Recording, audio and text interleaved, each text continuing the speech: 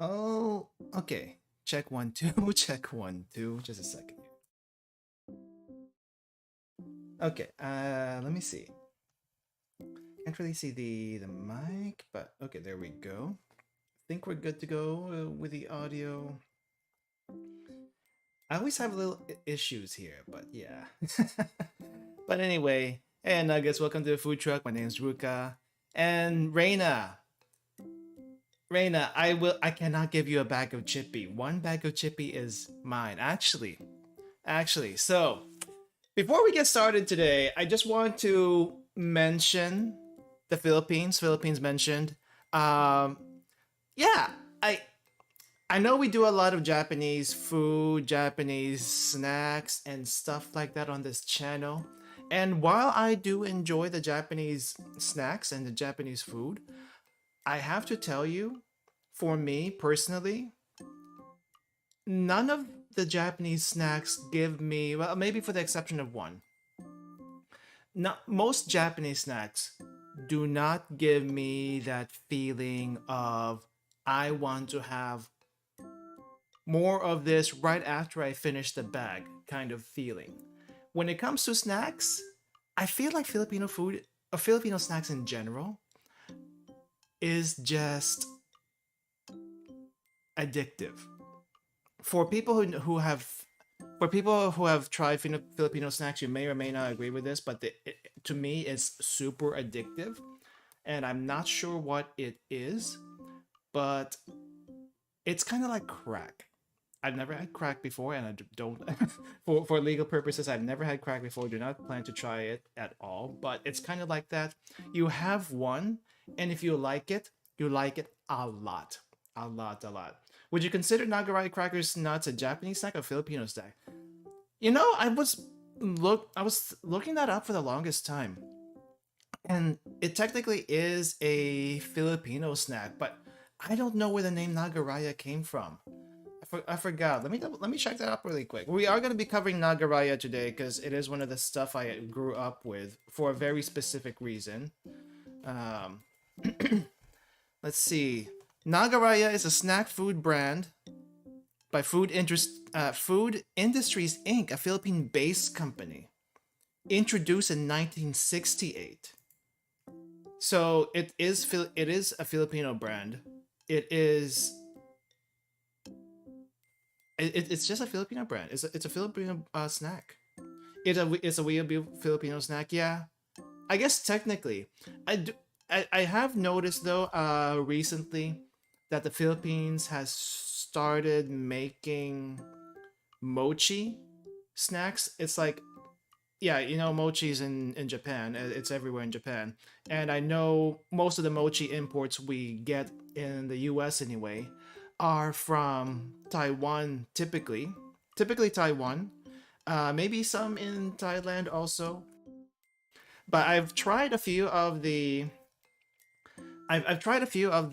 Filipino mochi snacks, and I gotta say I do not like them. I actually tried them ahead of time just to see if it was good or not. But I try them. I do not like them. It's like they're kind of like super compact and kind of the shape of a, I don't know what shape would that be. It's like a little it's like a little, it's kind of like this size. Hold up. It's kind of like that size. Maybe a little bit smaller than that. Maybe half as small as that. One mochi brand anyway is probably half the size of that circle, and it's super dense, super hard, super sweet. Two of the three things not typically in mochi: the super hard and super dense part. And I just I can't recommend it. I can't recommend at least most Filipino mochi snacks, but mochi is just puto with less texture. The thing with puto, the thing with puto, and for any, if any Spanish speakers drop by here, I found out that puto, um, like a while, like some time ago, Spanish speakers, when you talk to them about puto, it's like, wait, what the heck are you saying? What did you just call me? No, I didn't call you anything. I'm just talking about food here. Man, why are you so sensitive? I'm just talking about food. Bro, gaming 26 Filipino ka? Yeah, Filipino ko. I don't speak it much, but I can understand like 95% of the time. Maintindihan ko ng konting Pilipino. Well, hindi ako masyadong sanay mag-usap ng Pilipino, pero, uh, maintindihan ko. Maintindihan ko ng Tagalog, maintindihan ko ng Bisaya, Chabacano, pero hindi ako, my level of Filipino is of a third grader. Okay, let's get that straight first. My level of Filipino is that of a third grader, for the only reason because that is when I left the Philippines. After that, my speech level is just not as good as my English level. Like, here I am speaking English, and I can do like very high what do you call this? What do you call this? Like research paper grade speech. That is my English level, and then Filipino third grade. Third grade level. That's the best I can speak, and I struggle sometimes to talk, even when I'm in the Philippines, which is not often, but when I'm in the Philippines, I struggle to talk. And there are some places in the Philippines that you have to talk in at least Tagalog. Otherwise, you are prime target for being kidnapped. I am not joking you, okay? There are places in the Philippines where if they sense any little bit of foreignness in you, you may be kidnapped and put up for ransom. I'm not sure if that's still the case, but that was the case like at least 10 years ago. Okay. I am either kidnapped. Well, I would rather get overcharged or being kidnapped. And the thing I'm specifically speaking to, okay, if you're in Manila, I think you'll be fine for the most part, unless you're like in a really really rough part of Manila.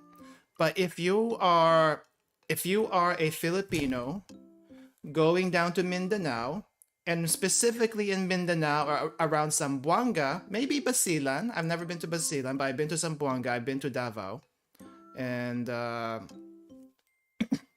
if you don't speak at least some level of Tagalog down there, or at least a decent level of Tagalog down there,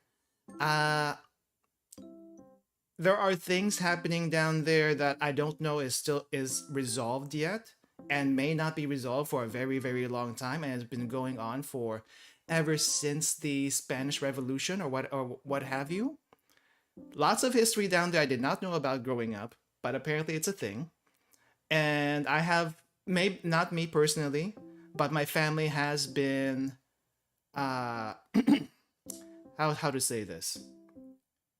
My family has been in contact with some of those people on the bargaining end, like, please don't do this to us, or something like that. The only reason why we got scot off free, or at least have some leniency, I think, is because one of my uncles is a doctor, and they need him to treat them. So yeah, I'll just say that much. It's a touchy subject. I don't know too much about it. I just know things happen, and if you look anything like a Caucasian or not Southeast Asian, do not go down to Mindanao. I tell you, unless things have improved over there, do not go down to Mindanao. Okay, just saying. Hey KGG, welcome. I should say I should welcome you guys then. Welcome Bro Gaming, welcome Reina, welcome KGG. Yeah, it's the thing about Filipino food in general. It's a lot of history in the foods, even in snacks, even the food that the regular food that is cooked. And I don't know how we segue into this, but just a little history lesson. But today I just wanted to share some snacks that I grew up with, and in the Philippines, outside the Philippines, and some snacks well, actually, I think most of these are stuff I've grown up with. There's a couple that in the box I put together that not necessarily stuff I grew up with, but they're what do you call this? Um, I have recently found and I actually like and would like to share it. So yeah. LULdeads. I actually could not find any LULdeads. I don't even know what LULdeads is. What's LULdeads? I haven't found it. I haven't found any. It's not. So here's the thing about my Filipino snack hunting. Okay, if I was back where I used to be, if I was back where I used to be before I moved, I might be able to find some neat niche stuff a little bit easier. But because I moved into a place that doesn't have many Asian stuff in general, I have to get my stuff online. And the stuff online doesn't really have a good selection. So yeah, that's kind of where we're at, right? I don't think I've ever seen Loaded before, actually. I've never seen Loaded before. I've seen something similar, but Loaded specifically I have not. But yeah, so let me back up a bit before we start here. So the goal for today is to share some of my favorite Filipino snacks. And if you have a decent Asian supermarket near you, uh, if you're in the US and you have a decent Asian supermarket near you, chances are you might be able to find some of this in in there. But I for the most part, it's some stuff are a little hard to find, some things are a little easier to find. There were some things I wanted to get that were sold out online. I didn't even realize that was possible. So I like sweet corn. Sweet corn is a little like rice, like corn puff snack that actually looks like little balls and like super sweet corn flavor. I wanted to get those, but those were sold out apparently. So I couldn't show those to you even if I wanted to. You would have to like search those out yourself. But yeah, I did not get every single Filipino snack that I found, because if we did that, we would be here to get forever. So I just focused it on stuff that I really really want to share, and I also picked some stuff that I haven't tried before, so that I could see how they taste like. All right, that's kind of how we're going with this right now. But yeah, as you can see right now, we have a dessert on screen that is durian flavored, and I'll explain that in a bit. But that's gonna be near the end. That's gonna be closer to the end. But I promise you, this is actually probably gonna be good. Like a lot of people have huge fears about durian, but durian flavored snacks, guys, are actually really really good. Well, I mean, they're better. At least to me, they're better than the fruit stuff. I don't know. I like them. I like them. Like there's this like durian pastillas, or like uh little milk sticks that have like durian flavor or something in there, and those are like really really sweet, and I like eating those.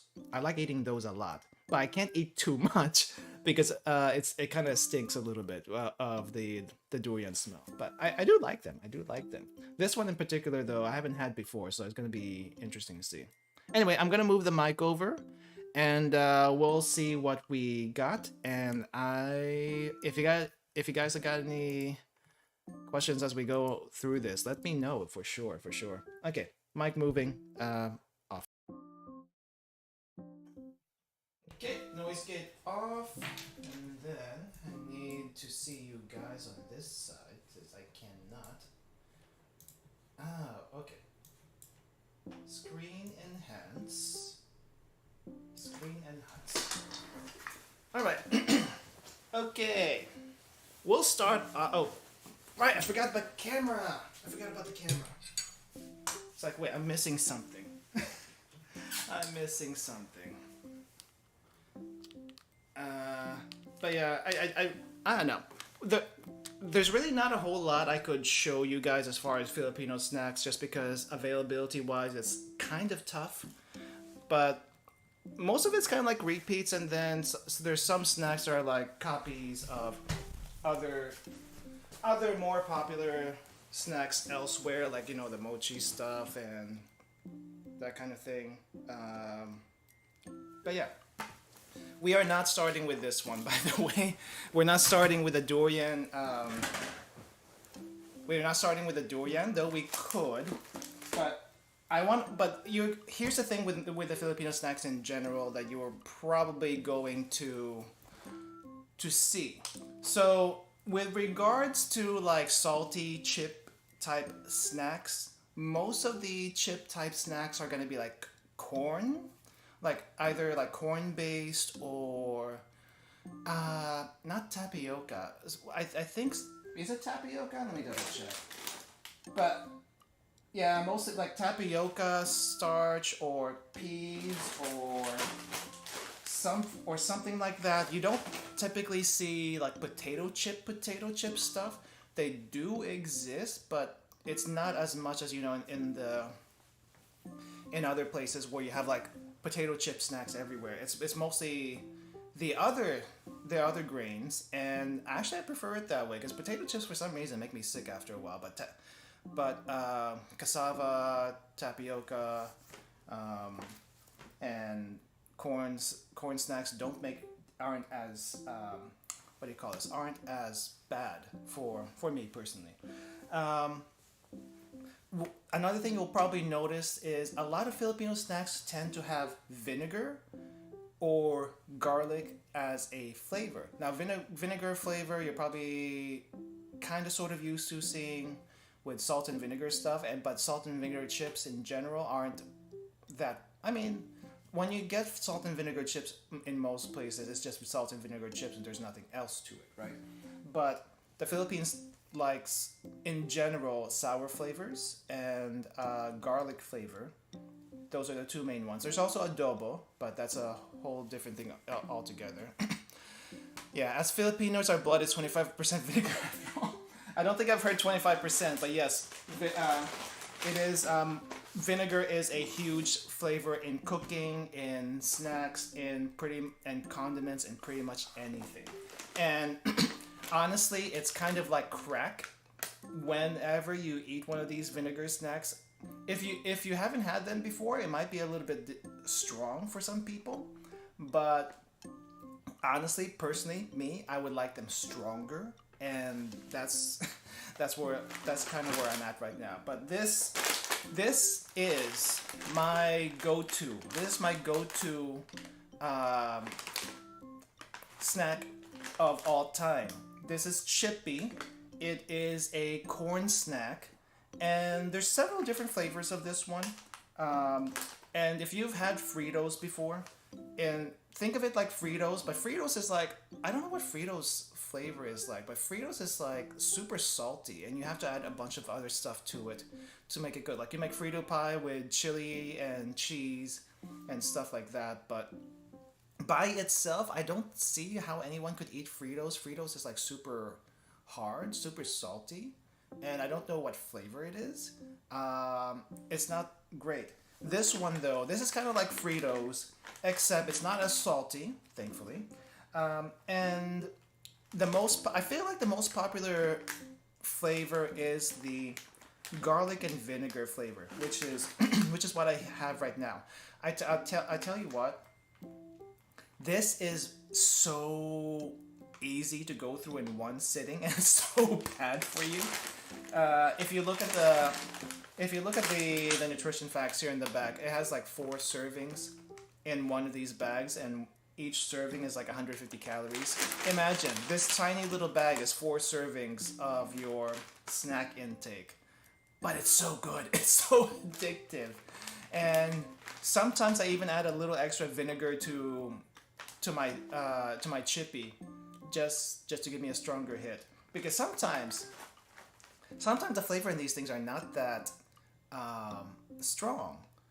But if you have like a spiced vinegar is great for everything, and it's even better with this. I'm salivating right now. I'm salivating right now just talking about this, but yeah, this is like probably one of the quintessential snacks you would find in the Philippines. There's also the adobo flavor, though I don't think I see adobo flavor that much stateside. I see the garlic and vinegar. I see the barbecue, but there's other flavors in the Philippines too. But I just don't usually see them. Anyway, most of the snacks I've already had, and I'll tell you which ones I haven't. But this one is usually my go-to. And oh my gosh, there's like a mild, mellow corn scent coming from this, and also the vinegar on this one. If you're not fond of super sour stuff, this is probably easiest to get into. It's like kind of mild, mellow vinegar mixed with the corn and the garlic, and they pretty much just look like this. They kind of look like, if you've seen Fritos before, it's pretty much like Fritos. I almost feel like this is based on Fritos, but you can see they don't really have a whole lot of dusting on them. At least maybe you can see. I'm not entirely sure. There's not a whole lot of dusting on them. I think it's whatever is in these things is kind of baked into the chips, and I think there's like little pieces of garlic or pepper in here. I'm not entirely sure. They're not spicy. Yep. I better be careful about these because they're like super addicting. Like introductory Filipino snack. Chippy, the garlic and vinegar flavor.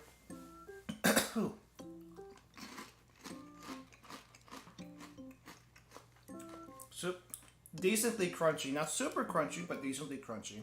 A little greasy, but not too much. And on my fingers, I think there's like a little bit of I don't know. It's maybe like some vinegar crystals and garlic flavoring, but it's not too strong, so this would be a really good one to get into.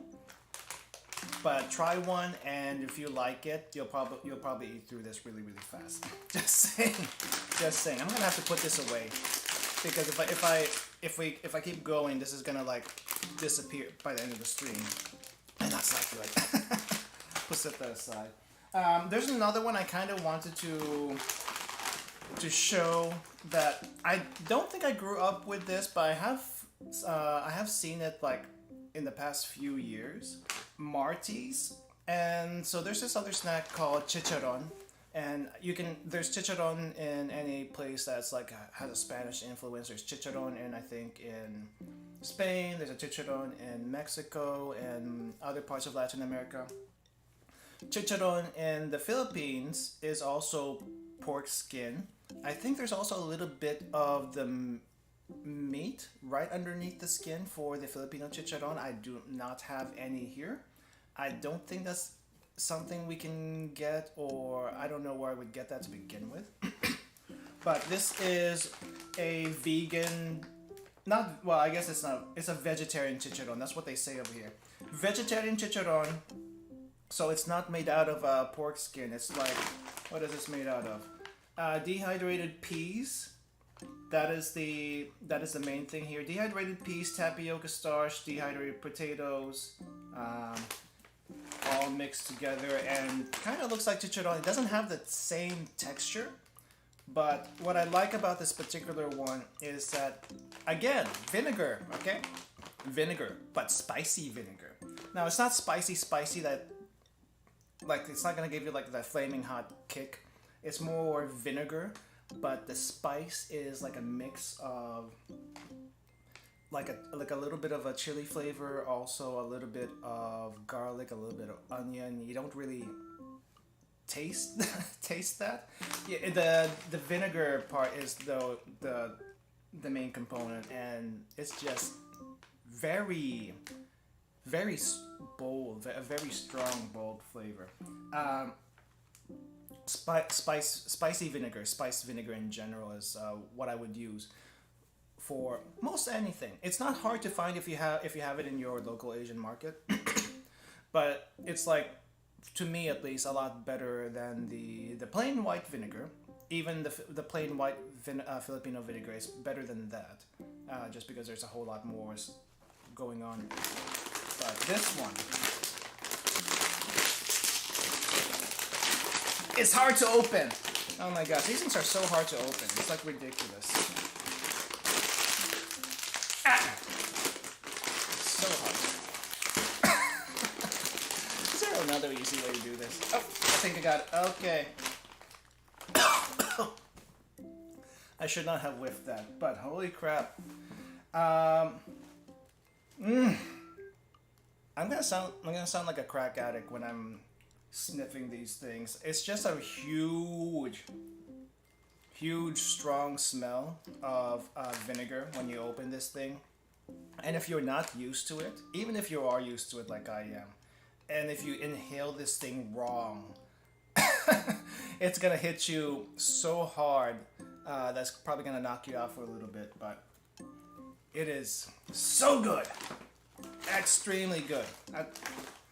And you can see here, it's maybe the lighting's not gonna help me much, but it's a little bit on the redder side, but it's not super red. That is spicy. It's more like sour.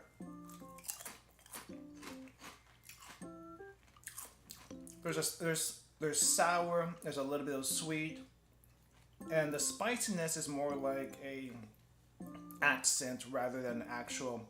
Holy crap! This is actually hot. This is actually kind of hot. That's not what this is. It's just a nice balance of flavors, and the spiciness is just. It's just kind of a compliment to this. But it's like super crunchy.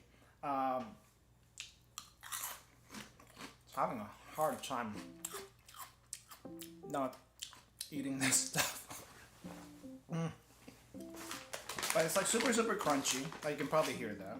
And it doesn't really look like, I guess, your actual chicharron, because this is, veggie veggie chicharron.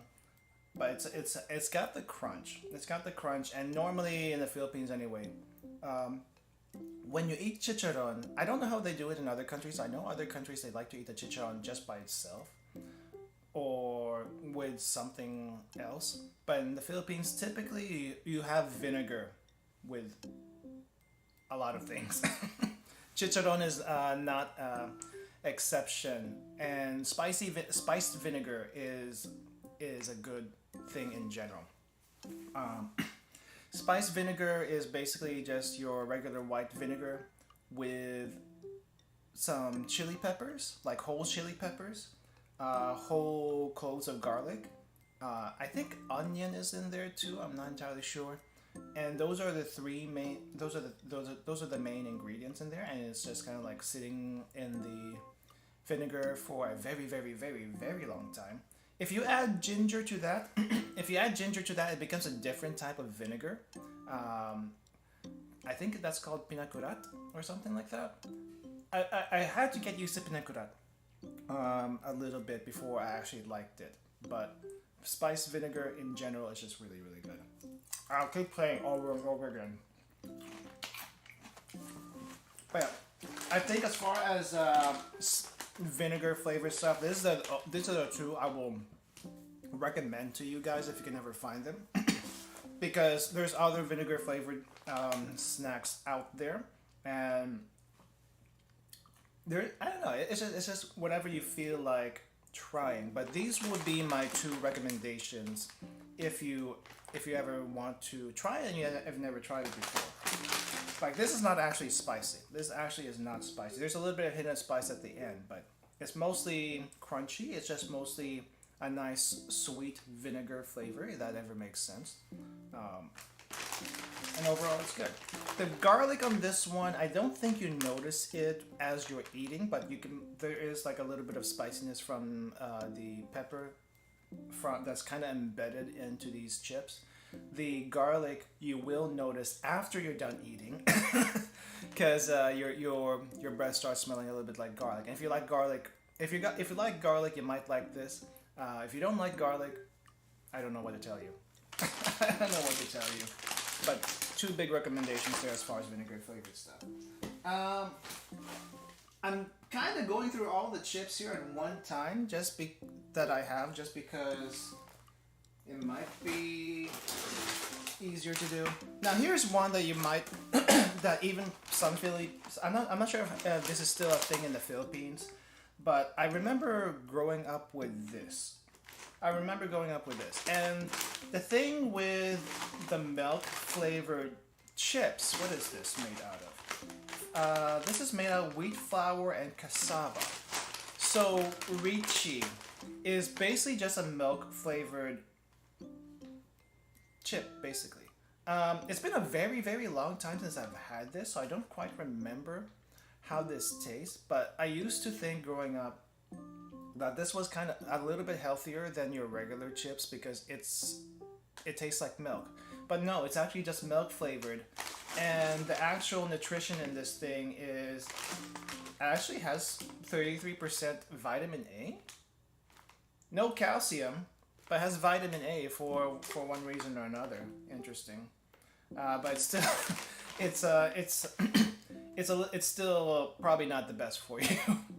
Probably not the best for you, but most of the time kids like this. I don't know these days though. Let me see. No MSG because it's not supposed to be a salty snack. But let's open this up. I'm kind of curious if this tastes the same as I remember it. It's been years. How do I open this?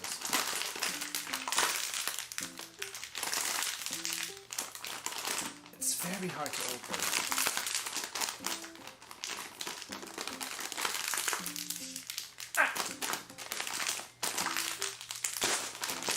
Should I use scissors? Do I have scissors? Okay, maybe popping it's not a good idea. Hold up, I think I'm gonna have to get scissors.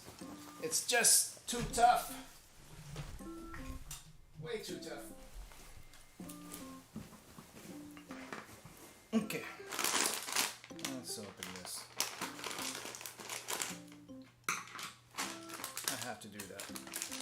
Okay. Huh.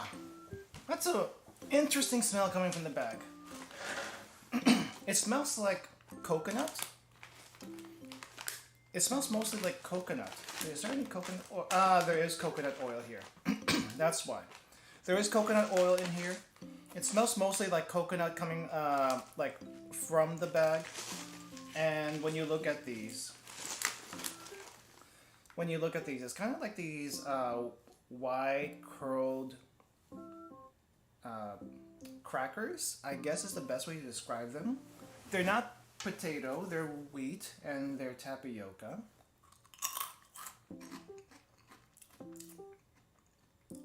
Decent crunch. And kind of like, what do you call this?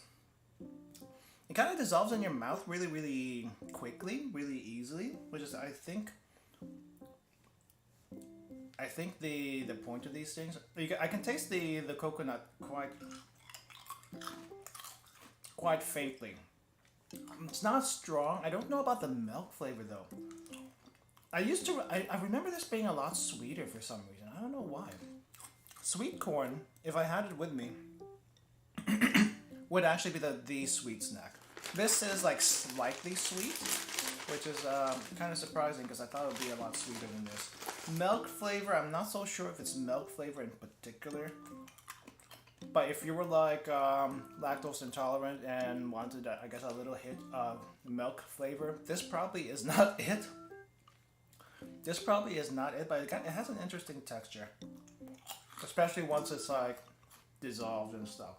The flavors, I think mostly like coconut, but it's like a very mild, milky coconut flavor. It's kind of like coconut milk. So if you like that, you might like this one. But it's not like advertised as coconut milk flavor. It's just, there's definitely a strong coconut flavor coming from this. Interesting. It has been forever since I had this, so finding out some new stuff here for me personally. Let's see. Speaking of sweet stuff, here is here is a what do you call this? A biscuit sandwich that I personally like. So, hey Bison, welcome, welcome. So we're just going through the Filipino snacks so far. Some recommendations as far as vinegar snacks right here. Trying out an old childhood snack that I haven't had in a really long time, so there was that too. But this one is a biscuit sandwich snack. And normally, so these crackers, sunflower crackers, normally you can get them without any like cream filling in the middle, but they also have cream filling versions. Like the mango flavor is like the best, at least personally. Personally, my most favorite version of the sunflower crackers. And they also have a blueberry flavor. They also have a orange flavor. I think they have vanilla. I'm not sure if there's vanilla specifically, but I know they have strawberry too. But because the Philippines is the land of mangoes, more or less, the mango flavor here is really, really good. And also addictive. Also addictive. So be careful about eating these. Normally, so there's like a small package, okay? There's a small package. But normally when you buy these things, people will get like these huge tubs. This huge tubs, like literally as big as a bucket, basically, full of these crackers, and they would go through it in like a week. It does not survive a week if you really just go through it. But they're really really good and really really nice. Okay. This is like my go-to as far as sweet stuff that's like easily accessible.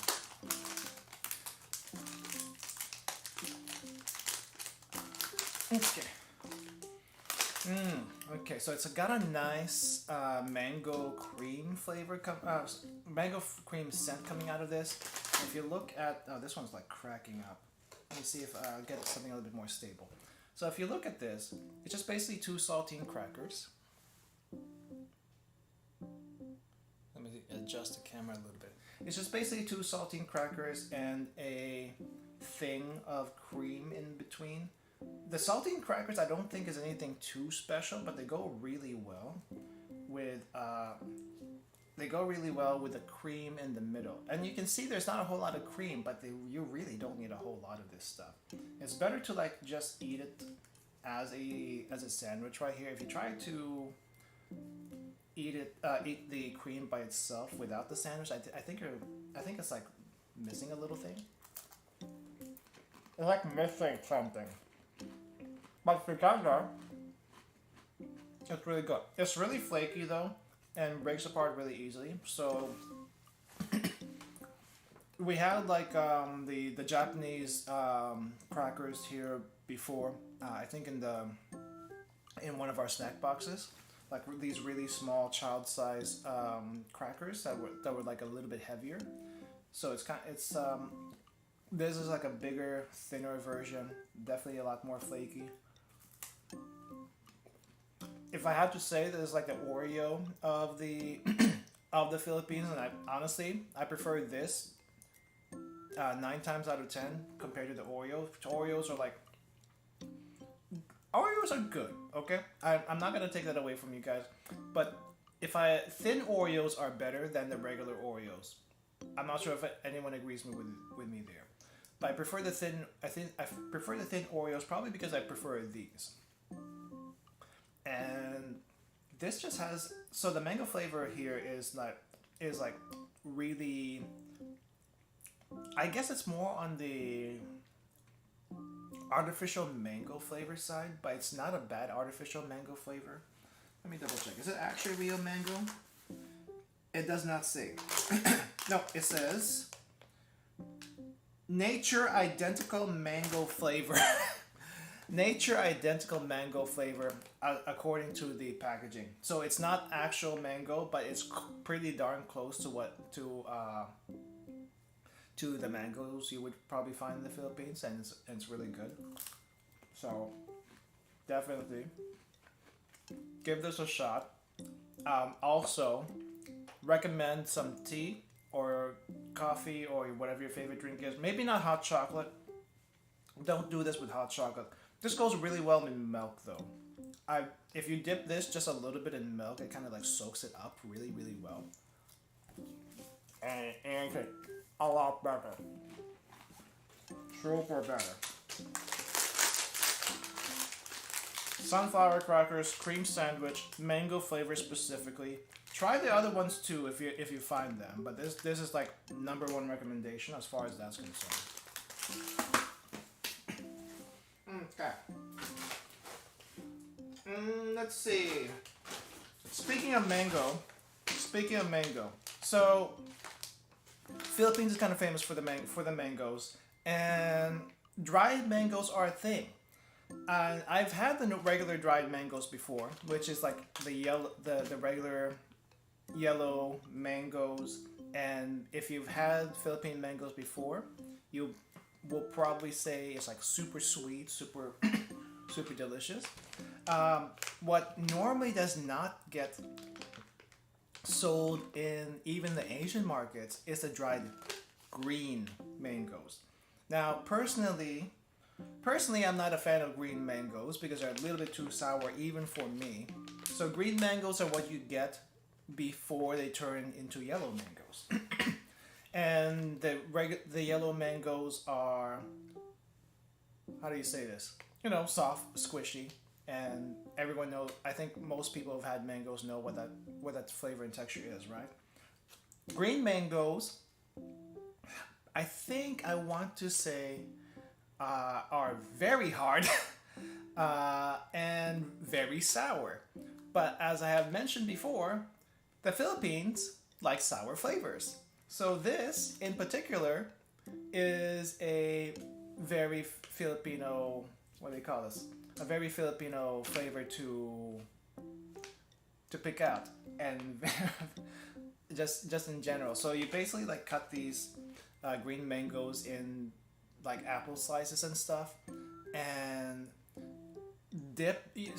Most people will eat them straight, but also there's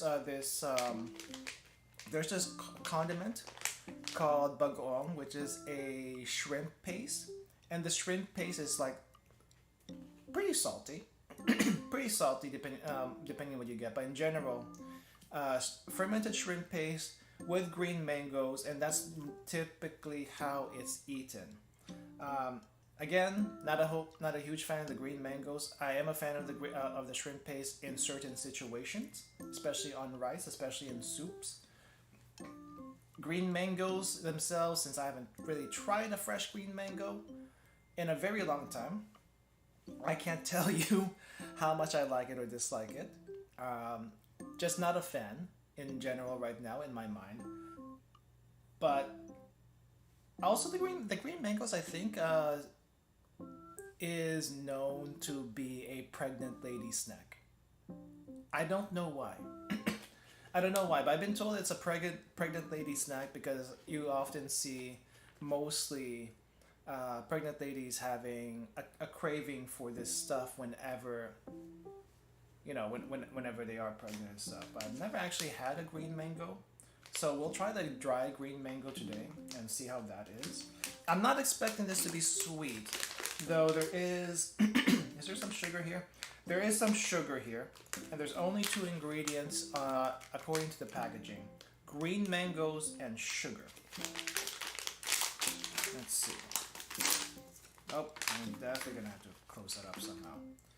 So it doesn't look very green, but it's definitely a lot less yellow than your typical dried mango. And this is like, I can't smell anything. Now there's a little bit of a sour smell coming from this, but it's not like a bad sour smell. Definitely not a vinegar smell. It's like a dried fruit kind of thing. Let's see. I think that's too sweet. It's too sweet. It's like I'm eating dried. It's like I'm eating dried apples. Except dried apples are usually like crispy and stuff. This is definitely on the soft side. Like if you tear this apart, it tears apart very easily.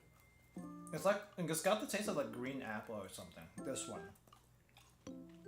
And because of the sugar, it's like super. It's a lot sweeter than it should be. I feel like if you get the fresh green mango, it's gonna hit you a lot stronger than this. But this is nice. It's actually a nice change as far as the usual dried mango stuff that I get. Actually, I'm almost saying I kind of prefer this one. I kind of prefer this one just because it's like not as sweet as the usual dried mangoes. The usual dried mangoes are good, but this is nice to mix in every once in a while. Interesting. Never had this particular type, but would recommend. Definitely would recommend that. Let's see. I have a bunch of other sweet stuff here. Let's go for something a little traditional first before we move on to some more iconic stuff. So here we have some boat tarts. I feel like the boat tarts is not specifically a Filipino thing. I think this is like the Spanish part of the Filipinos, where you have like little pastries and then you put like stuff in them. In this case, we have a boat tart, and I've had this particular one before. Actually, what flavor is this one? This is. I don't think there's a particular flavor for this one. This is so this is basically all-purpose flour, egg, sugar, butter, which is the shell, which is just like a regular what do you call this? A pastry. And then the filling is butter, sugar, eggs, vanilla, and sliced cashews. But you can do like a bunch of different stuff with this. And I don't think. Yeah, okay. So normally you would find these in like bakeries and stuff, and at least in the Philippines you would find this in bakeries, but not like wrapped like this. It's like fresh and in trays, so you just kind of like pick which one you want. But this one is like the shelf version. That's like shelf stable version. A lot smaller, I feel like, than the usual ones. Individually wrapped, for some reason. Well, actually no, probably better individually wrapped than not, because it's kind of sticky, but you can see the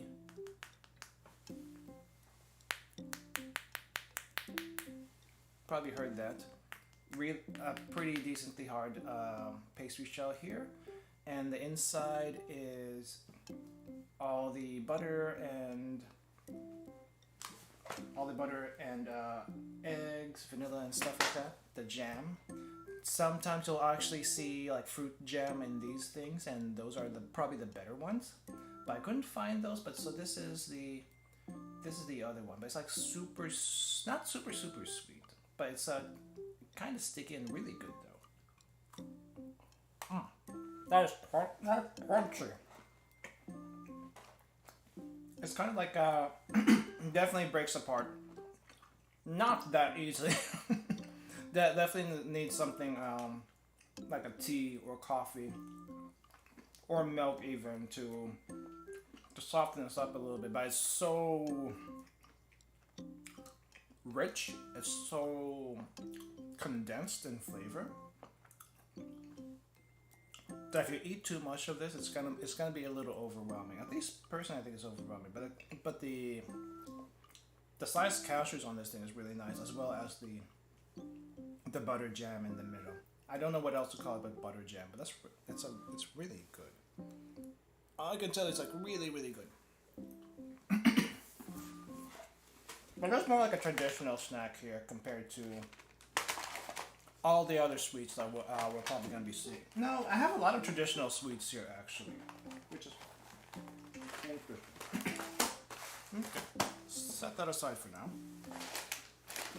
Where is? I'm gonna need some water here soon. Okay, let's do. I think this is my last chip. This is my last chip snack, but it's not my last salty snack. Let's just clarify that really quick.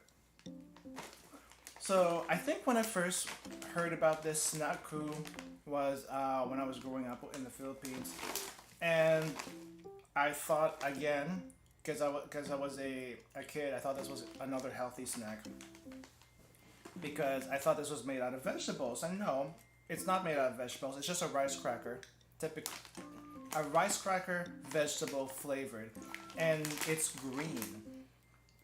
But for some reason they kind of like I don't know, advertises as a healthy alternative to other chips, but it's really not. It's really not. I am kind of curious how these taste like after like many years of not having had it before, but this is it's probably an interesting flavor compared to most other things. Let's see. It's like having a salad flavored Cheeto, if you can think of it that way. But this is rice. Ah! Oh, okay, everything like spread all around. The smell coming from the bag isn't very strong. It kind of like smells like actually a salad. And you can see it's green, although I don't think the green is very strong on camera. But it's like kind of like a, how do you say it? Small. They're kind of like small rice Cheetos. Very crunchy, and actually pretty good flavor. They don't taste like any particular vegetable. They don't taste any particular vegetable. I think there's a lot of MSG in here though. Yeah, there's definitely MSG in here. It tastes of MSG, but really savory MSG. If that makes any sense. Addictive. Excuse me. Addictive. Would not put anything with this at all. Like normally, even in most chips, I would like put hot sauce or vinegar to boost the flavor up a little bit. For this one, you don't need anything.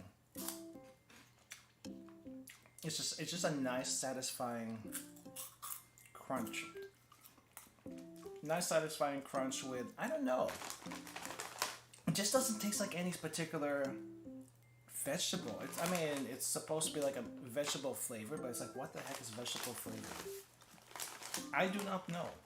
And I don't think they say specifically. It just kind of tastes like MSG, but really good MSG. Kind of addicting. I'm not sure why. MSG is kind of addicting too, anyway. I don't know. I don't usually cook with MSG. If I use too much, it actually gives me a headache. But a little bit's not bad. For all the bad rap it gets, it's not bad.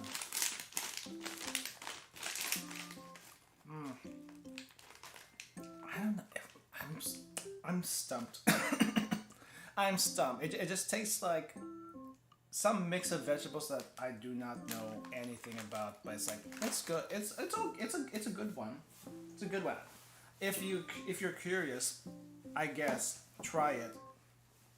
It's just strange to recommend it because I'm not sure what it is. Okay. Let's go back to sweet for a little bit. I don't have much left here because just trying to figure out what we're gonna do.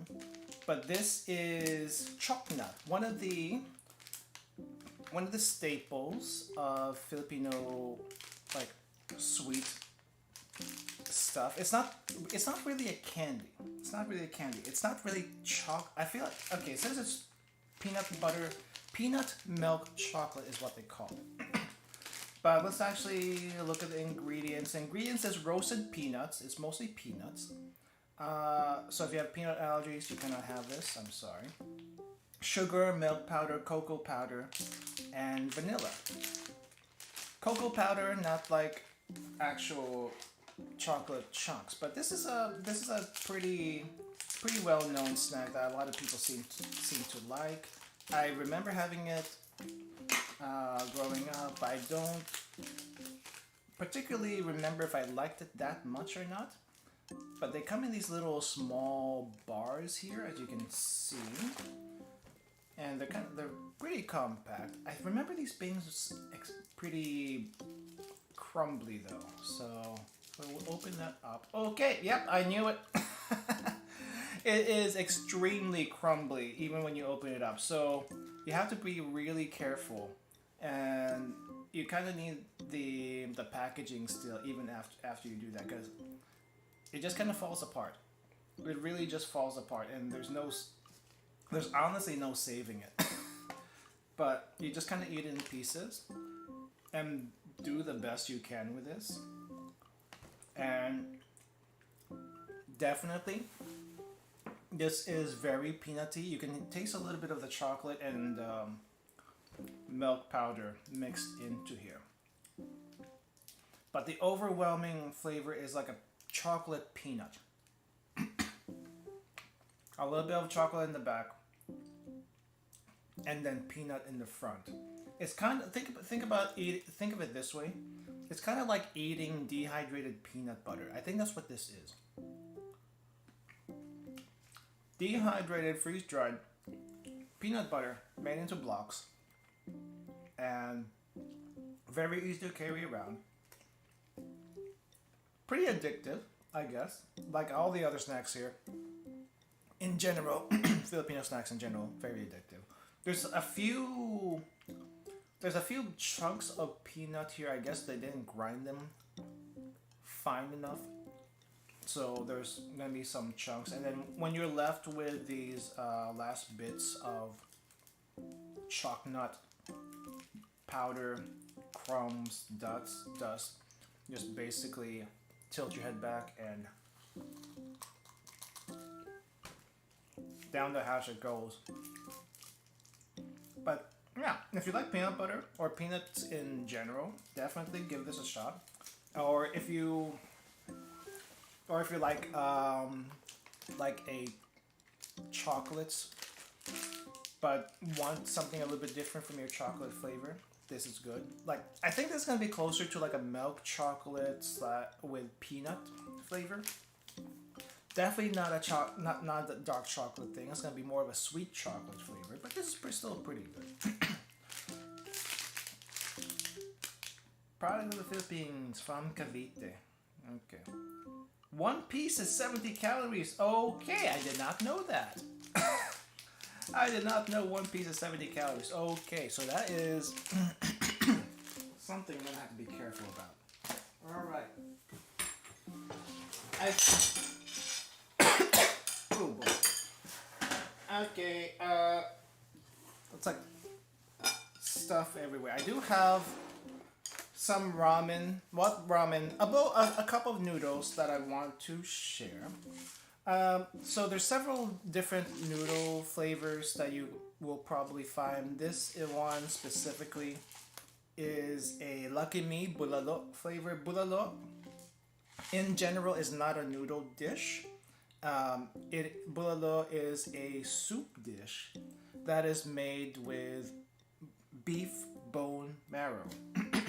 So it's like beef, and then you get the beef shank, where most of the bone marrow is, and that's what bulalo is. And then it's basically a nice clear soup with some vegetables, not a whole lot of different types of vegetables. I think it's like mostly leafy cabbage or lettuce, mostly cabbage with some green onions, but it's very simply flavored. And you also have some garlic, you also have some ginger and some onions or shallots. But that's what bulalo is, and I guess what they wanted to do here was put it into a noodle flavor. You can mix it into a noodle, but it's not. It's more of a soup and rice dish. That's what this is. Well, let me go ahead and boil the water. There's really nothing much to say about this. For the noodle bit, it's gonna be like a very, very thin noodles compared to even the usual ramen stuff. But what we have here in this packaging, okay, it doesn't look that thin. The noodles don't look that thin, but we have a few things here. I'm gonna transfer all of this into a bowl so you can see it easier once it's done. We have little beef bits. I don't think this is real beef. Let me double check. But I think these are artificial beef. These are soy. These are little soy protein that kind of make it look like it's actual meat. And there's some dried cabbage in here. So that's that. So that's gonna go into the thing right here. And then you got your seasoning. Now, typically whenever I make the Filipino noodles, I don't use the entire package because it gets like super salty. They're like actually super salty, and it's kind of bad. But for today, I'm gonna use the entire package just to see what it is at full strength. Full strength noodle. So just smelling the powder, I don't think it smells anything like the soup itself. It just smells like a really heavily seasoned beef broth. That's what the powder smells like to me. Once we actually get the hot water in here, then we'll find out what it actually tastes like. So it's been a while, so I'm just gonna set that aside right here. Set that aside right here, and I don't think I have too much left to go over.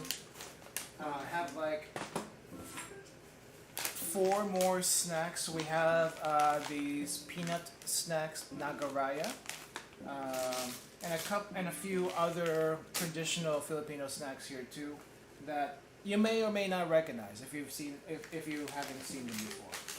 And then I have a few drinks that you may or may not have seen them before either. I don't know. I feel like Filipino food in general, not very hot, not very high on people's list to try. But if you like strong flavors and pretty easy to make food, Filipino food is the way to go. I feel like it's like very budget friendly, especially if you have, and it's especially have like it doesn't take a lot. Most of the protein is gonna be like chicken, beef, seafood. Those are the main ones. And if you have not tried vinegar isn't just sour. It actually becomes a little bit sweeter as you cook it down some. I think we've done adobo on this channel before, and might try to do that again. I don't know. We'll see. But I don't feel like I should do that again. But adobo is like a little bit different in the Philippines compared to other other Spanish influenced cultures, like in Mexico. I think the Mexican adobo is different from the Filipino adobo. In the Philippines, typically these days the adobo is made with vinegar, soy sauce, and lots of garlic. And you basically braise your meat protein in that, and done. Basically, you put that over rice, and it's really good. Depending on which part of the Philippines, though, it's going to be a little bit different. Some places they don't do soy sauce. They excuse me. In some places they don't do soy sauce. They do coconut milk. I think haven't had that before. And then in the south, where there's a lot of where there's a lot of Muslims, they don't use pork. Pork is another protein that's typically used. They use beef down there. So typical adobo meats are chicken and beef. But adobo is not really any particular recipe. It's more like a style of cooking, which is basically just a sauce, basically. Have you ever had yema? I think I have had yema before. Let me double check. I'm pretty sure I've had yema. It's just not easy to find. Okay, so yema, just for context, is a sweet custard that is made with egg yolks, milk, and sugar, and that is all there is to it. Basically, just mix it all up and chill it, and then what do you call this? Mold it into whatever shapes you want to, and it's like wrapped in plastic so it's doesn't get too sticky, and that's yema.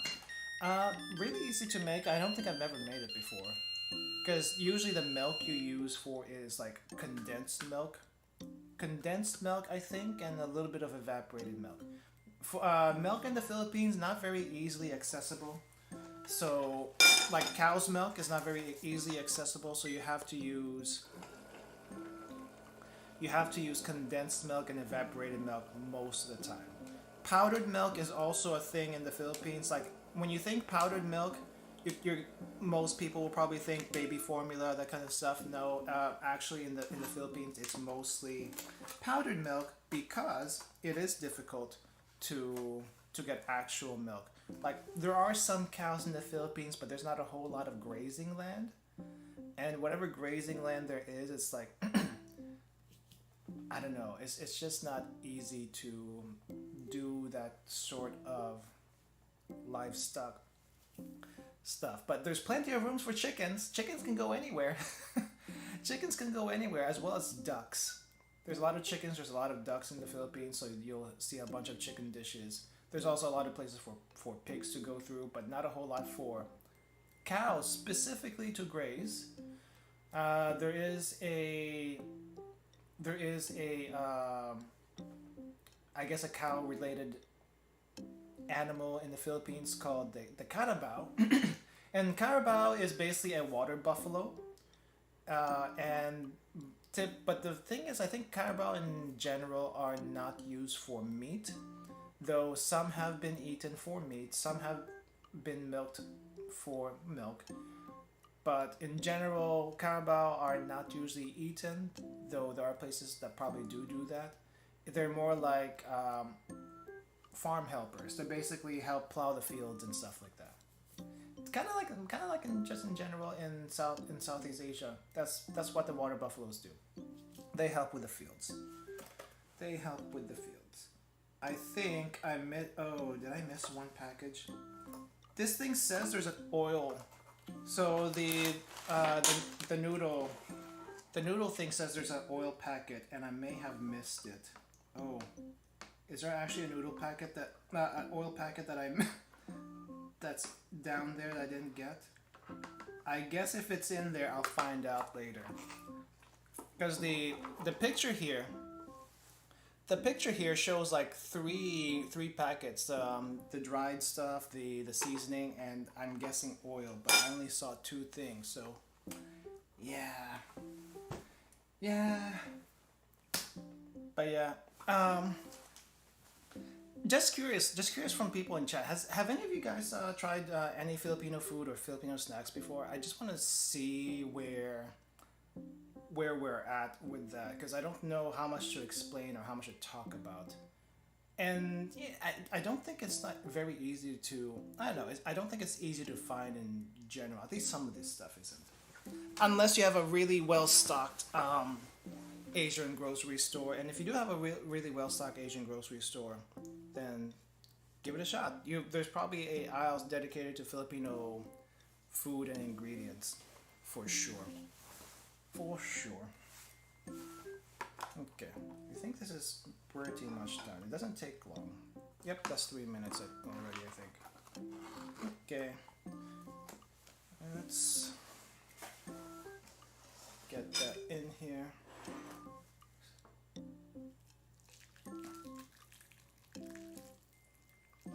So we're using a bowl this time, just so we can see easily what the heck is going on. It looks like there's a little bit of seasoning left in the cup, so I'm just gonna wash it out. And it doesn't look like I missed a package. I thought that would be an oil packet, but this one I don't think has one. Haven't so far. Okay. Well, I hope after this stream I can convince you to at least try some of this stuff.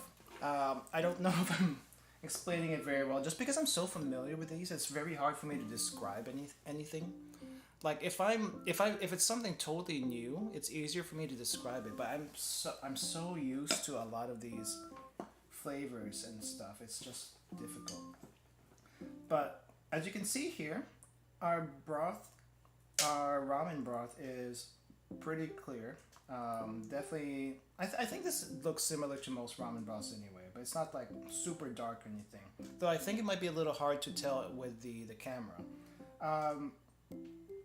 But the broth itself looks pretty similar to what it would be to an actual bulalo soup. Let me give that a taste though. Yeah, actually, it's pretty spot on. The flavor is pretty spot on. It's just nice, clean, and savory, with some beef flavor in there. Since we don't have actual meat, we do have these little meatballs that are made from soy and stuff. But if you had the actual bulalo dish, it would be like a huge chunkin', what do you call it, beef shank with the bone still in it, and the bone marrow through the bone. And a lot of people like that bone marrow. I too like the bone marrow in that bone. And the beef just kind of falls apart. That's kind of how long you cook it. It just kind of falls apart from the bone, and it's really, really soft, really, really tender, but not mushy. That's kind of what you want. Also, I will say this just now. In the Philippines, you do not use chopsticks. At least the typical utensils is not chopsticks. The typical utensils in the Philippines is a spoon and fork. Spoon and fork are your typical things. Also, hands. Bare hands have been used to eat way before the Spanish came. And when the Spanish came, the utensils of spoon and fork were introduced. Now, notice I did not say knife in anything, in any of those, because apparently when the Spanish probably found this out the hard way. The Filipino people are really, really good with bladed items, so knives were not part of their teaching curriculum and how to eat around the dinner table. So there was that. So never used knives growing up, and when I saw knives and forks being common in the US, it's like, what the heck is this? How do I use this thing? That was kind of my reaction. Now I will say though, because the Philippines is in a place in Asia where trade is easy by sea with its neighbors like China, Japan, Taiwan, Indonesia, and all those other places. Chinese people did visit the Philippines way back when, and that's where you get the noodles from. That's also where you got the soy sauce from. And some Chinese people have settled in the Philippines in the past, and we have some Filipinos who are part Chinese and other part Asians. But the chopstick thing never really took off. It never really took off, probably because of the Spanish history bit. But in this case, though, I am going to be using chopsticks because that's what I have, and it's kind of handy. Though in general, I think in most places, the utensil of choice is basically just your hand. Like most things are going to be your hand. If it's not soupy or wet, then hands are kind of preferred. You just kind of make sure you wash them really, really well. And most people are fine with that. It's like, especially if you're doing rice dishes. Rice dishes, basically just pinch a little bit of rice, pinch a little bit of the thing you're eating, and then pop in your hand. I'm not very good at it.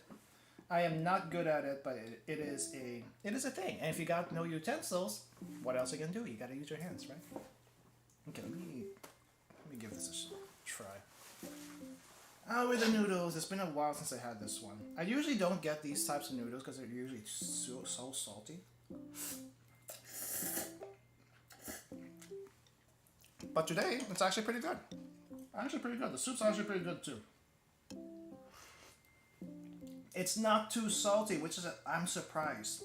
Because usually if you just get the beef flavor or just the chicken flavor of these types of noodles, it's so salty that it doesn't taste like what it's supposed to taste like. But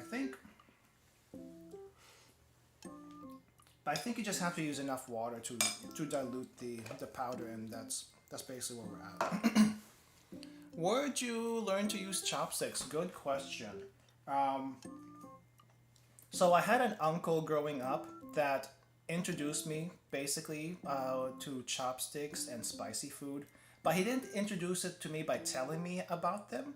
I just saw he had like flat chopsticks, so it's not these chopsticks, it was like the flat chopsticks, and I tried using those. I could not figure out how to use them, and I just never learned it there. However, after I came over to the US and started eating Chinese food, I kind of wanted to learn how to use chopsticks just to be a little bit more quote unquote authentic when going out to eat Chinese food. So that's where I learned it, and I think I'm pretty decent. I'm probably not the best at it, but I'm pretty decent when it comes to that. And honestly, chopsticks are not bad for noodles if you don't want to like what do you call this? If you don't want the sauce to get all over the fork. And sometimes if I want to like lick the fork, and like let's say I'm eating pasta, and when you twirl the pasta or eat the pasta with the fork, sauce gets in the middle of the forks, and it's like sometimes a little hard to lick that fork clean or clean the fork afterwards. I think mostly it's a cleaning. I think it's mostly the cleaning. I find forks sometimes hard to clean, and chopsticks are just easier to clean, so that's why I kind of go with them. But also, whenever I use a fork though, a lot of the sauce tends to end up on the fork and not actually on the food I'm eating. So sometimes chopsticks, like, okay, if I want mostly the sauce on, say, the noodles, I would go for chopsticks. Also, just chopstick in general when you're eating chips. I sometimes do that if it's big enough. Okay, this is just basically an excuse for me to eat some snacks at a really late time of day. But yeah, so this is I would recommend not doing the straight up beef or chicken flavors. If you ever find the Lucky Me brand noodles, try the other flavors. I think bulalo is one of them. There's also, if you know Indomie and the mi goreng Indomie, the Filipino version of the mi goreng Indomie is the pancit canton. And pancit canton usually comes in like smaller packages, or maybe it's about the same package size as the Indomie stuff. But try looking for the pancit canton noodles if you've had Indomie before, and give them a comparison. I see a lot of people say they like Indomie, but no one has ever said they like the Lucky Me version of that.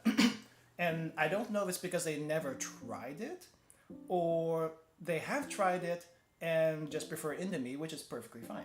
I've tried Indomie before, and I don't know. The flavor to me just doesn't seem like my preference compared to the Lucky Me stuff.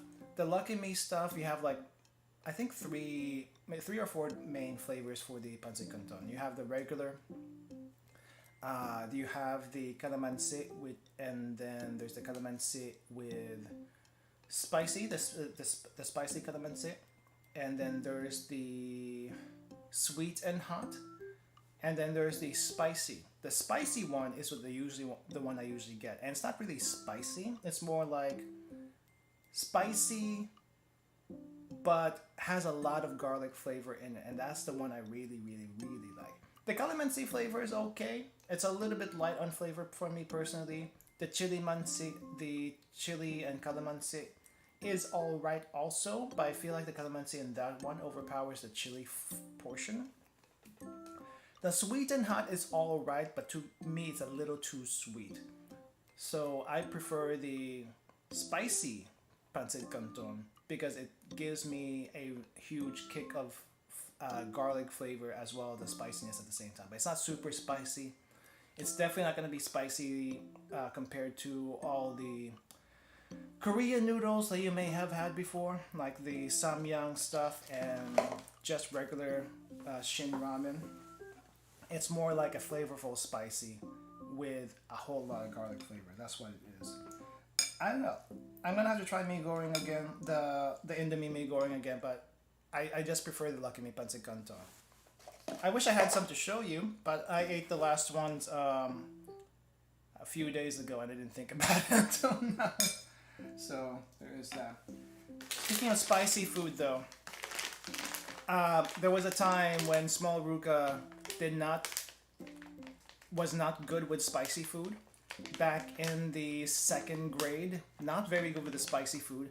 However, because I had this one uncle who actually liked spicy food, I wanted to learn how to eat spicy food. And the way I trained her to learn how to eat spicy food was this thing. This one, Nagaraya, is actually a Philippine brand, not a Japanese brand, despite what the name says. It's basically, I think in the US there's these things called samurai peanuts. It's kind of similar to those, or wasabi peas, I guess. But this is more like it has a shell around the peanut. That's what this is. These are peanut crackers, and depending on which one you get, the shell is like flavored spicy or adobo.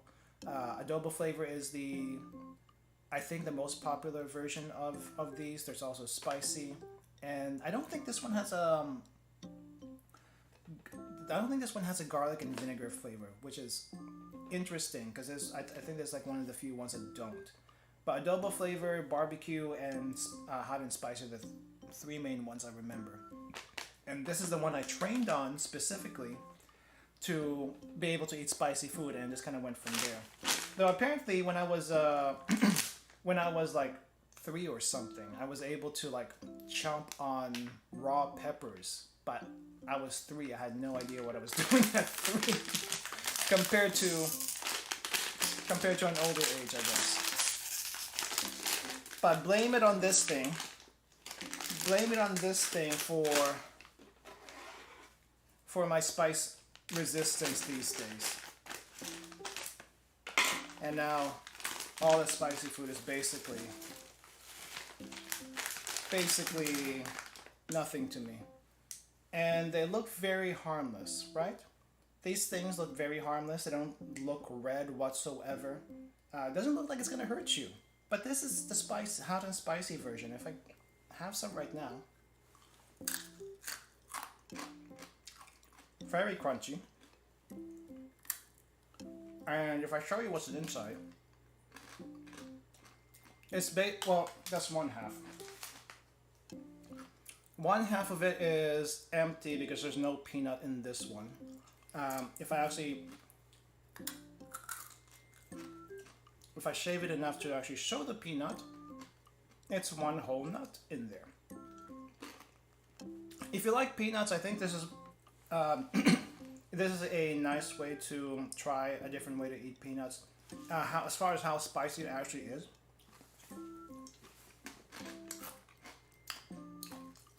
It's got a good kick. Right now it's got a good kick, but one is really not going to hit you that hard. You kind of have to eat a lot of these to actually feel the heat. But there's a little bit of a little bit of numbness on the tip of my tongue at the moment, but it's not spicy. But that's probably because I'm used to it by now. If this was me, trying to train myself to be good with spicy food, I probably would feel a lot more. I do remember the first time I've had these, they were so spicy, my entire mouth was burning. And it took me a long time to be able to get used to that. And then eventually, it was still burning, but not as bad as before. And now there's like barely even a trickle, which is funny. Or it could be also that the recipe from when I was a kid was a lot different than the recipe now. So that's also a possibility. It's just, I don't know which one actually is.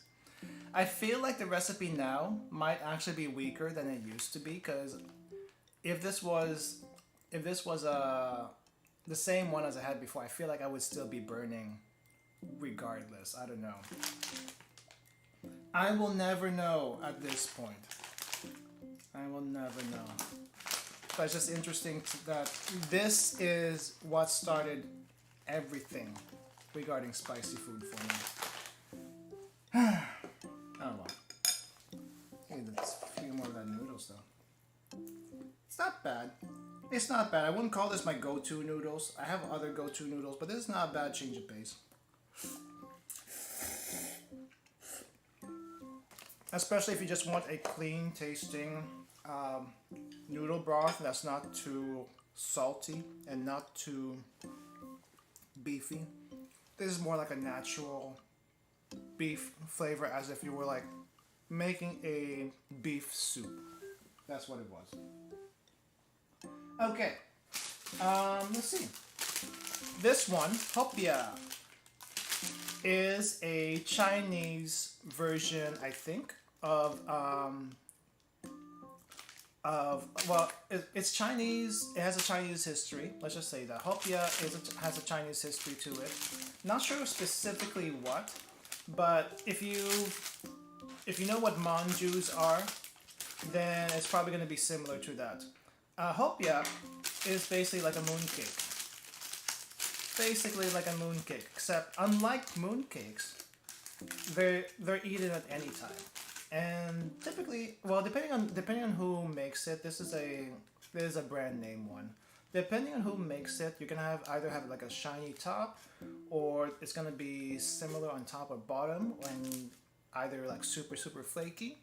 The common what do you call this? The common filling here is a mung bean paste. Like, you know, in Japan, there's like red bean paste everywhere. In the Philippines, it's mung bean. I think mung bean also is common in other parts of Southeast Asia. But it's gonna look like this, yellow, and not chalky, but it's like a yellow paste, I guess. It's not really what do you call this? It's not like a cream. It's not like a cream, but that's what the filling is. It's kind of like a crumbly filling. And the other fillings that you can probably get also other typical fillings you can get other than the mung bean one is ube, which is a purple yam. You may or may not have heard of that one before, but ube is like a really earthy and sweet purple yam, specifically from the Philippines. Any other purple yam that is not the specific type that ube is not ube. Like, it's not taro, it's not the purple potatoes from Okinawa. It is a specific purple yam with a specific flavor, and neither of those two have that specific flavor. But in Hopya in general, though, mung bean, ube, and another one is pork filling, but it's not like pork chunk. It's more like I think it's more like a mung bean with sometimes little bits of pork, but also made with pork lard. I think is what it is. I will have to double check on that one. But I do know it has like a sweet porky flavor, and that's a really popular one. But we have mung bean today because I couldn't find the pork one, or at least the pork one was sold out. It's that popular. It's sold out. But it was like really, really soft. Really soft. If it's really easy to eat a lot of these because they're so delicious. Again, everything that all the Filipino snacks are like crack on one on one level or other. It's too good. It's too good. But this is like really soft, and if you eat too much of this, it's just gonna like be bad for your waistline. Super bad for your waistline. I think like one of these is like 200 calories. It's like eating a very, very condensed donut. But I guess that's what all mooncakes are like too. With mooncakes, if you remember when we did the mooncake thing, one of those little mooncakes was like 600 or 800 calories if you eat the entire thing, and you really can't. You have to like cut those things into tiny little pieces, and they're very condensed. This is not as condensed, and they're kind of meant to be eaten all in one go. But it is definitely a nice snack for any occasion, not just like a moon view or anything like that. But yeah, there's that. You need some soup though to wash that down, because the water is kind of far. Hopia o harikotsu jones. Why is it in French? Oh, this is made in the USA. Oh, that's why. Like, it tastes a little different from the actual Philippine made hopia from the same maker, but I feel like the one in the if you get the actual one in the Philippines, I feel like it's a little bit more what do you call this? It has more flavor to it. This one is okay. It's okay, but it doesn't quite taste the same.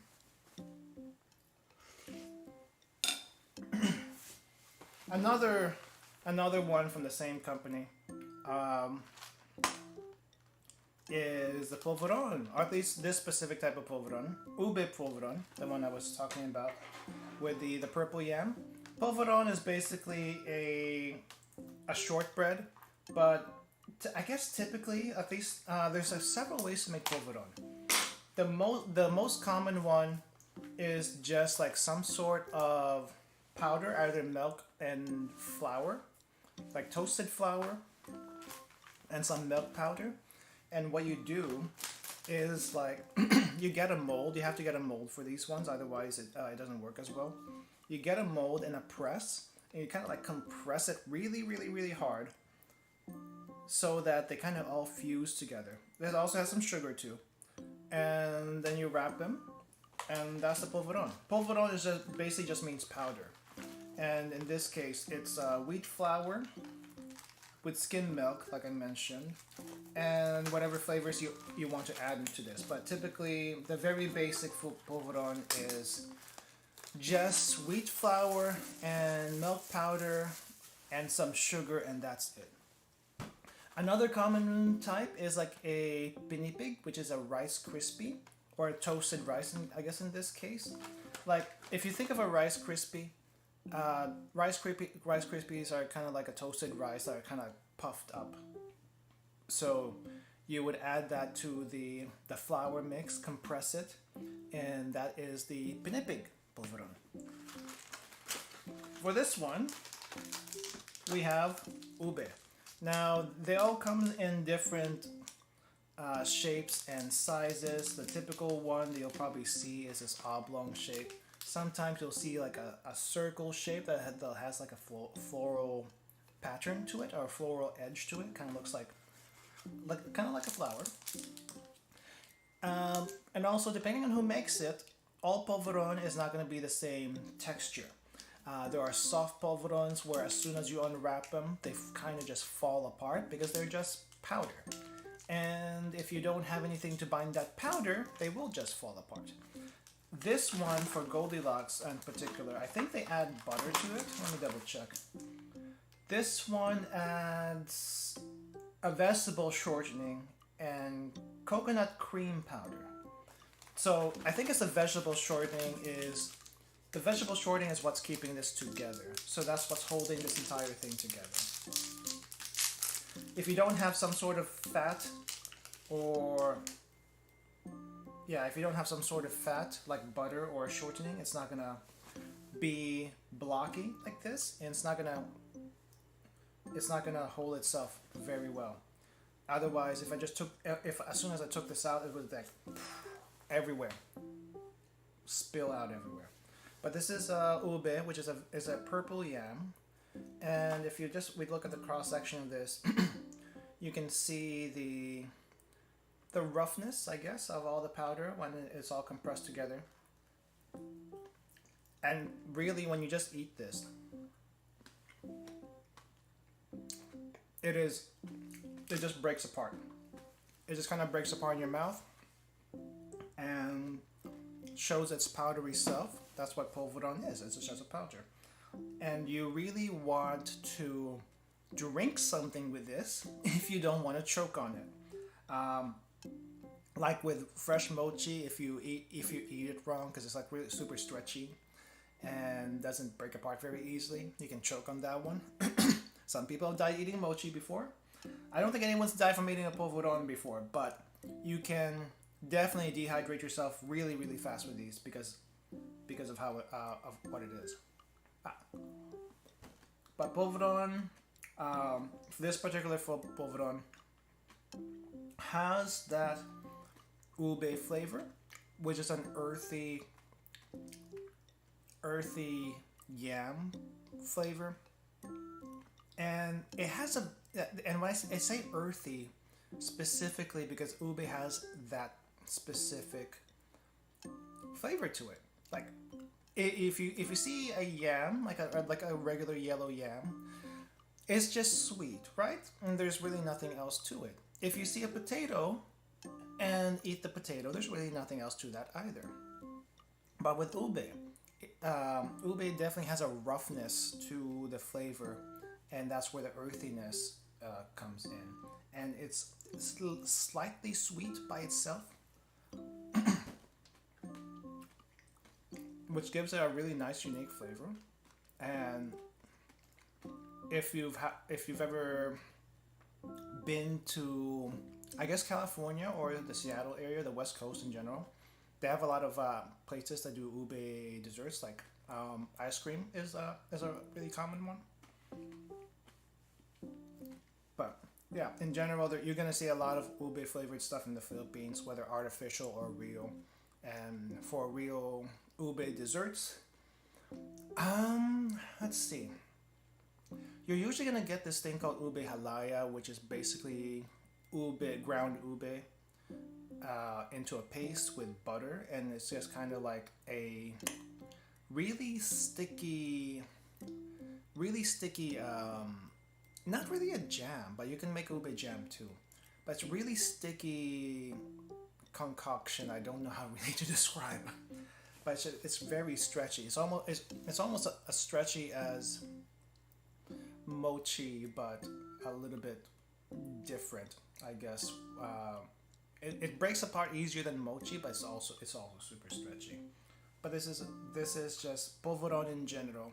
There is other flavors to this, which is there's the regular, which is just the regular milk powder and sugar. There's the pinipig, which is the Rice Krispie, and then you got this one. I think they also have cashews. We don't really use almond in our pastries, though. I guess with globalization, all that stuff, maybe almonds have made their way into some of the desserts, but more commonly cashews are used. So cashews are really common in the desserts over there.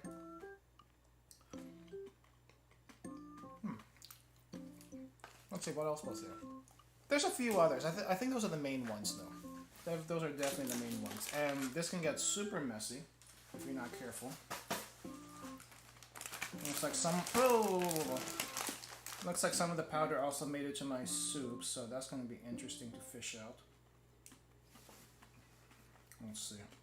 How do you taste with the soup? Tastes like beef. Tastes like beef with purple yam. That's what it is. Okay. Okay, we got one more snack here, and then we're gonna get to the drinks. I do have a few drinks, but we'll get to that later. So the last snack, and probably the first snack that you saw earlier, is the durian flavored otap. Otap is just, I think, a Filipino style biscuit. I almost feel like we got this also from the Spanish. I don't know what it might be called in Spanish, but we call it otap. And typically all it is just a really flaky biscuit done in a swirl and dusted with like sugar. That's really it. There's really nothing fancy about it. But it's really crispy, really flaky, and it's just nice in general to eat. It's just a traditional snack. It's just basically a traditional cookie. I think that's what this is. Oh my gosh, I can smell the durian already. The durian smell is like all the way over here, and as soon as I opened it. It's not a bad durian smell, though I guess that's a little subjective, especially if you're not a fan of durian. But it is strong. The durian smell is strong. If you ever smelled durian before, you probably heard it smells like wet socks or something like that. I don't think it's quite that bad, but it's definitely a unique smell that you either love it or hate it. There's no in between. You either love it or hate it. And while I'm not necessarily fond of it, I don't like the fruit itself because it's so wet and goopy. And if you don't get that fresh, it's not going to be good apparently. Because I've heard some people who actually like durian say that the imported durian in the Asian supermarkets is not as good as it is fresh because it's frozen, and you know, freezing isn't always the best way to preserve stuff. You lose some moisture in the defrosting process. But this is like the traditional cookie, and it's like you can see it's like super flaky, super swirled, and all that stuff. I'm not exactly sure how they make this, but I can't. There's a lot of layers. It's super flaky, and also super crunchy.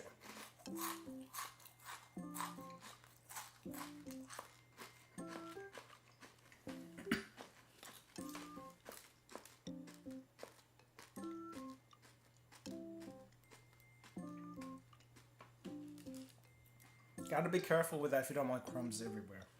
I will say though, I don't think I tasted durian too much. Oh, nope, there's a little bit there. I don't think I tasted the durian flavor so much as I smelled it, which means there is durian in here in some form. No, it's actually artificial durian flavor. What the heck? Artificial durian flavor. But it's so spot on, it may as well be real.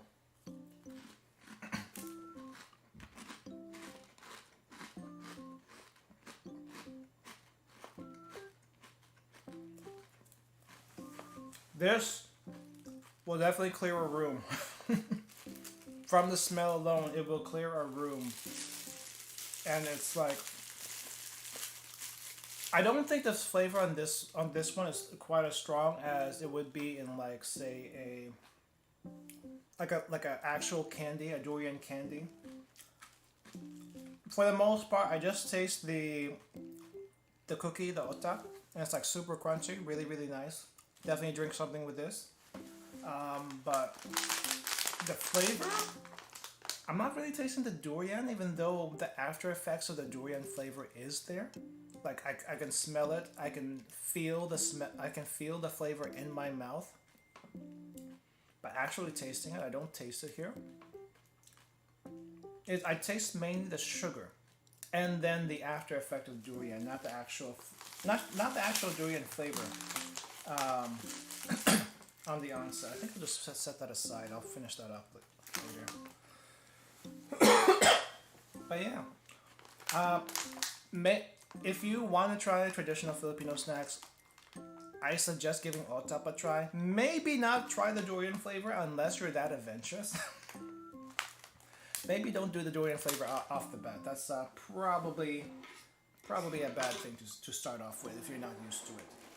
Though, if you did it on the dare and you know want to drag some other people into it, definitely try it.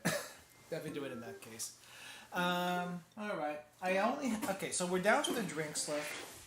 We're down to the drinks, and I have 3 drinks here. I'm not gonna open all of them. I'm just gonna really talk about. I'm just gonna talk about them, and I'm only gonna open the one that I have not tried before. But so here are the 2 that we're gonna talk about first. Philippine brand mango and calamansi. So the mango juice nectar is the #1 juice drink in the Philippines. Or maybe #2, I don't know. Number one and #2, because next to calamansi, which is the lemon, the sour lemon lime thing in the Philippines. But it doesn't taste like lemon. It doesn't taste like lime. It's more like lime with a mix of orange. At least for me personally, it's a hybrid of some citrus flavors, but it's not what do you call it? It's not like wholly lemon. It's not wholly lime. I feel like it's lime mixed with some other citrus that I can't really think off the top of my head. But this is really nice and refreshing. And also sour, by the way. Remember we talked about sour earlier. Sour juice drink. The mango juice is thick. It is super thick, so you have to dilute it. I think so. This one's like 30% mango juice. And this one is 8% calamansi juice. I think calamansi you might be able to find. So you can find these juice cans in the juice aisles, soda drink aisles in the Asian grocery stores. But if you want to get like the full-on calamansi flavor without diluting and stuff, you should be able to find like calamansi, frozen calamansi in the frozen section. You might be able to find it there. It's like, I think Manila Gold is the typical brand that they sell, and they're like individually packed little juice packets, and those are really good to put in a drink or soup. Yeah, drink or soup. Those are my 2 recommendations. I don't think you want to do it straight. It's definitely not going to taste that good straight, because it's going to be a little bit different from fresh. But if you're lucky enough to get fresh ones, they're also good in condiments. Although I think you can use I think you can also use a frozen one in condiments, but you're gonna have to wait for that one. The fresh ones though, calamansi is used for seasoning everything. It's used to season the pancit. It's used to season other condiments, I guess. You mix it with vinegar, like sour and sour, but it's like one different sour and another different sour. Vinegar being the punchy sour, and the the calamansi being the mild sour, but it's like citrusy. And then you add vinegar to that, and it's like really, really good. Or you can just use not vinegar, soy sauce. Or you can just do soy sauce and the calamansi. That's also a really good condiment to make. And then you add a little bit of chili pepper, fresh chili pepper, crushed red chili pepper in there, and to make it a little bit spicy. But these are the 2 main drinks that I would recommend you giving a try. I'm not going to open it because otherwise I will have like 3 different open cans of juice in the fridge, and I don't really want to do that. So the one I will open today is a drink that I have not tried before.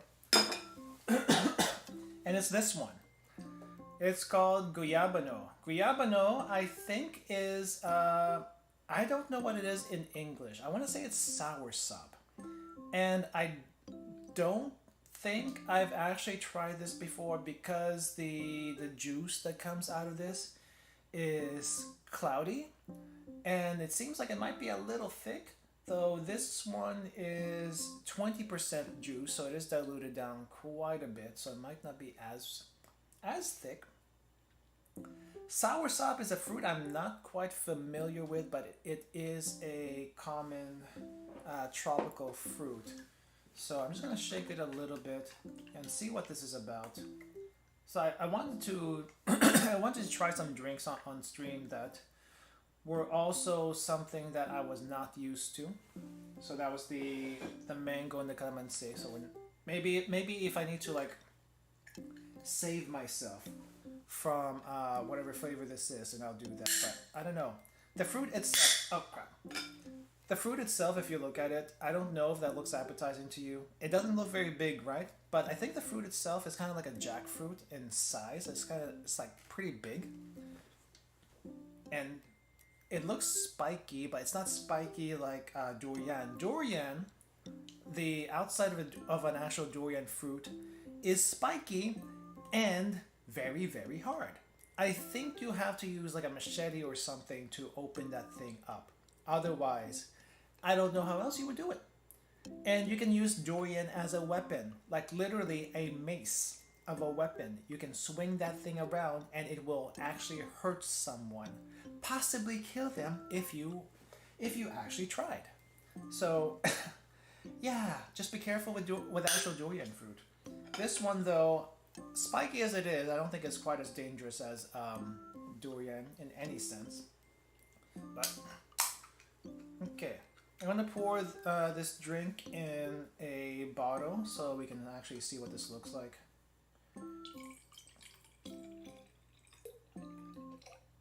Okay, I'm just gonna pour a little bit out. As you can see, it looks very milky, very milky, very opaque, which makes me a little bit worried already. It's also not a good milky color. It looks like I don't know, a chunky milky color. Smell wise, it doesn't smell bad. Actually, does not smell bad. Color aside, doesn't smell bad. It kind of smells a little bit like an orange and a pineapple mixed together. But flavor wise, we'll see. We'll see how this tastes like. Okay, let's go.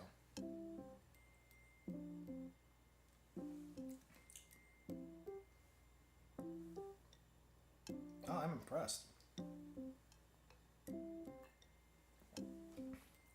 That is good. That is good. What is this? Guyabano puree. There's nothing else mixed into here. It doesn't look very appetizing, I'll be very honest. The juice itself doesn't look very appetizing, but the flavor itself is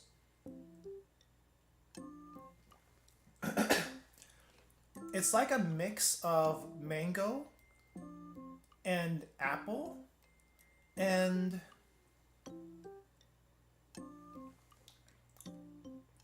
I wanted to say pineapple, but I don't taste pineapple. It is definitely an interesting flavor I did not think I would like. Just by the looks of the fruit, it's not something I would have thought this tasted like. But if you look at the fruit, it kind of looks like a really, really spiky mango. It tastes like a mix of mango, orange, and apple. Interesting, but the fruit is very spiky and doesn't look appetizing at all. And if you look at the juice here,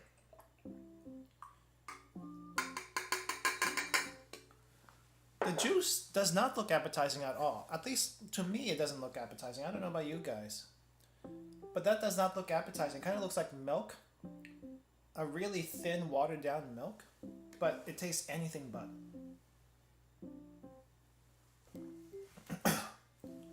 That's surprising.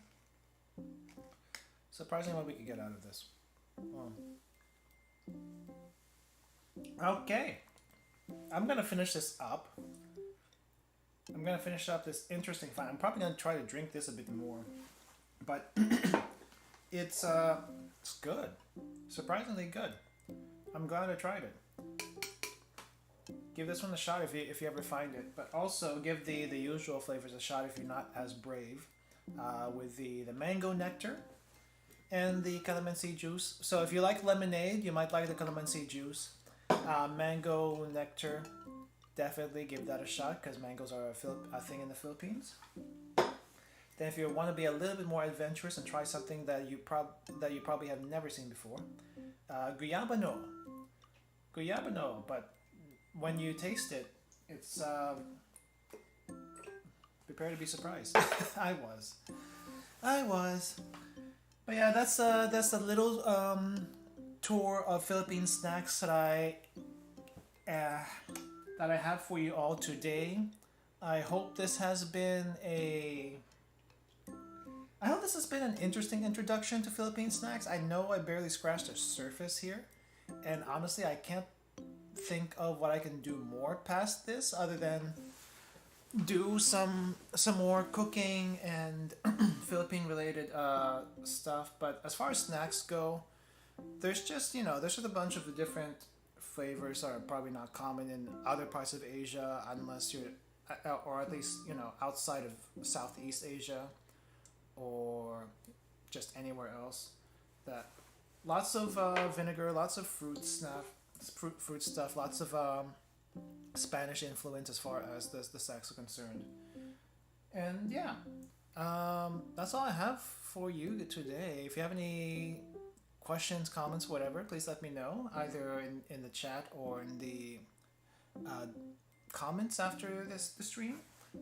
But eventually I do want to cook again on stream. It's just we have not as much time, and there's just so much other stuff I should be doing.